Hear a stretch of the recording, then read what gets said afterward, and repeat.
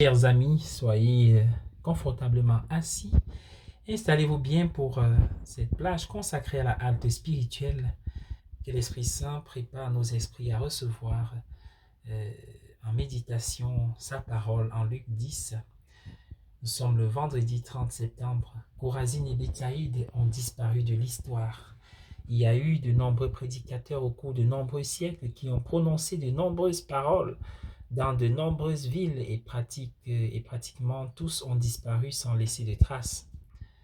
Mais il est étrange de trouver Jésus en cette compagnie. Il y a fait de grandes choses, mais on n'entend plus parler.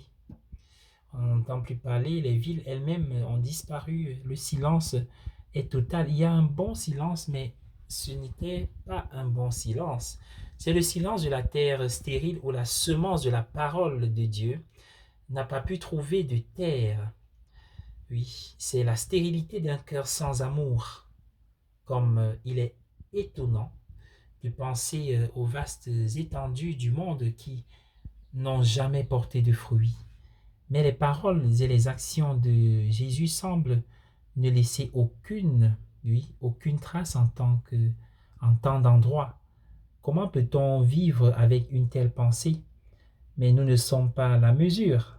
Nous ne pouvons même pas dire quand nous avons nous-mêmes échoué, ce qui ressemble à un échec total et à un vide est souvent la porte d'une nouvelle vie. Ce qui ressemble à un échec total, à un vide est souvent la porte d'une nouvelle vie. Comment pourrions-nous dire que Jésus a échoué, sauf dans un sens matériel?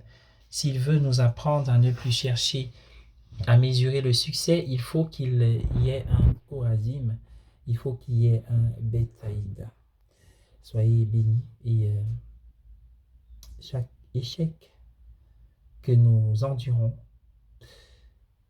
considérons-le comme l'occasion d'un renouveau, comme le grain qui doit pourrir pour fleurir, pour porter du fruit et du bon fruit. Soyez bénis dans le Seigneur ressuscité. Amen.